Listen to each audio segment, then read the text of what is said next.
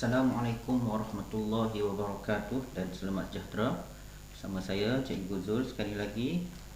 Baik, hari ini hari Selasa kita nak sambung buku teks jilid 1 muka surat 10.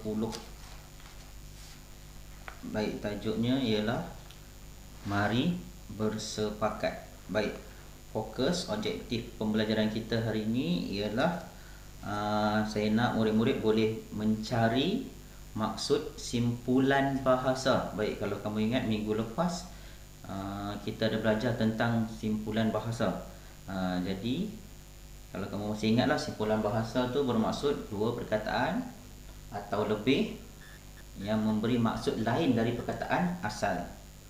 Okey, itu maksud simpulan bahasa. Pertama tadi objektif kita, saya nak kamu boleh cari maksud simpulan bahasa. Yang kedua, objektif kita pada hari ini ialah kamu dapat menyelesaikan jalan cerita yang kita akan buat sebentar lagi. Menyelesaikan jalan cerita maksudnya kamu boleh tulis pengakhiran cerita tu lah, penutup cerita tu apa jadi. Okey, kita pergi satu persatu terlebih dahulu. Baik, muka surat 10 dia ada beri 4 buah gambar. Gambar pertama, gambar kedua, gambar ketiga, gambar keempat. Okey, gambar yang kelima tak pasti, tak tahu apa yang terjadi. Kamu kena selesaikan. Okey. Baik,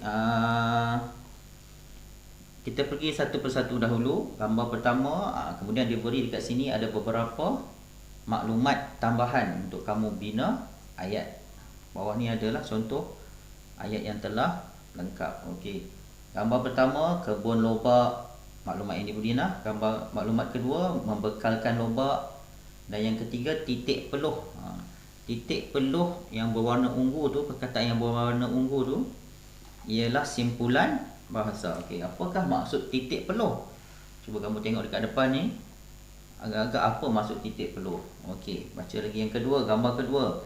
Maklumat yang diberi sangat rajin mandi peluh. Okey, itu satu lagi simpulan bahasa. Apakah pula maksud mandi peluh? Tadi titik peluh ni mandi pula peluh. Okey, bukan maksudnya kita mandi peluh lah. Maksud dia mesti berlainan. Baik, maklumat yang ketiga diberi bersungguh-sungguh. Okey. Gambar ketiga. Gambar ketiga, tengok gambar tu. Okey, maklumat yang diberi tayar kereta sorong, cari jalan. Tu simpulan bahasa. Seterusnya, cari jalan. Okey, apa maksud cari jalan? Cuba tengok dekat depan ni, apa maksud dia? Okey, maklumat yang diberi keluarkan tayar. Okey, gambar keempat. Okey, letak papan di dalam lubang, bulat hati. Baik, bulat hati, simpulan bahasa yang diberi. Apakah maksud dia?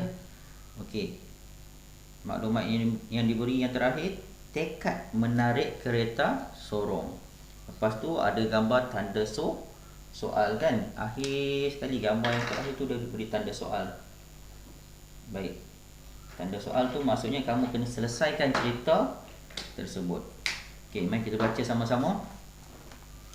Amin dan Arif adik-beradik. Mereka mempunyai kebun lobak yang luas.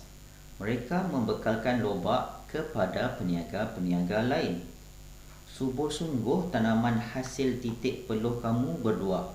Puji Encik Husin. Baik, ayat tadi ialah ayat yang gambar pertama.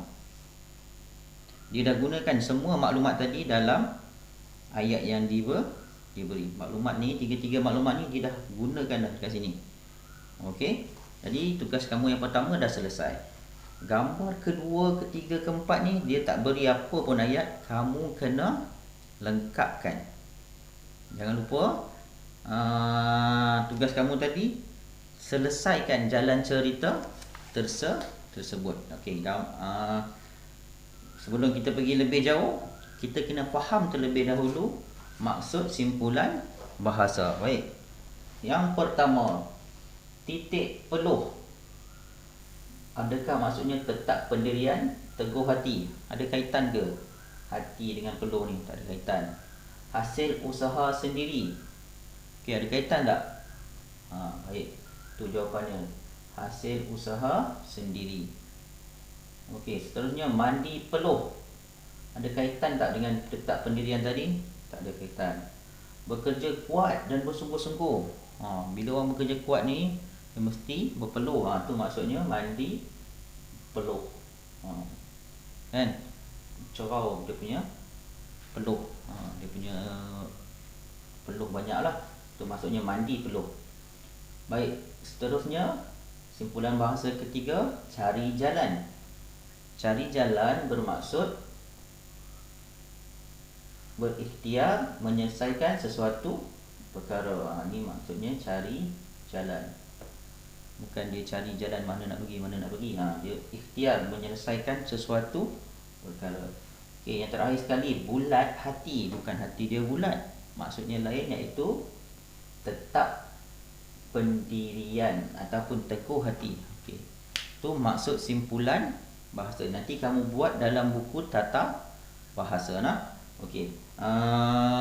Buat macam ni juga, sama macam saya buat ni. Kamu perlu sesuaikan maksud simpulan bahasa. Okey, kamu rujuk gambar nota yang saya berilah.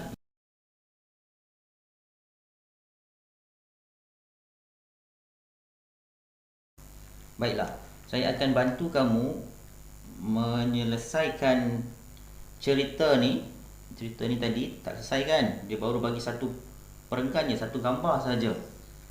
Sekarang ni saya akan bantu kamu siapkan gambar kedua, ketiga, keempat.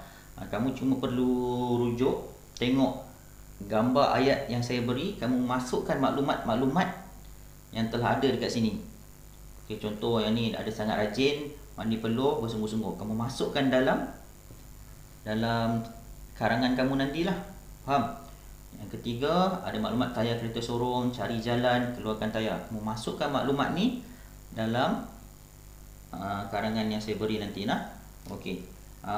Kemudian tugas kamu senang sahaja, yang akhir sekali selesaikan jalan cerita tadi. Okey, kebiasaannya jalan cerita ni mestilah jalan cerita yang happy ending, ataupun bahasa Melayunya kita kata pengakhiran yang baik, pengakhiran yang seronok, yang bagus. Okey. Mereka tadi dah gunakan papan untuk menarik kereta sorong. Akhirnya mereka mestilah apa? Akhirnya mereka mestilah berjaya menarik keluar kereta sorong. Okey, mereka berasa bersyukur dan sangat gembira.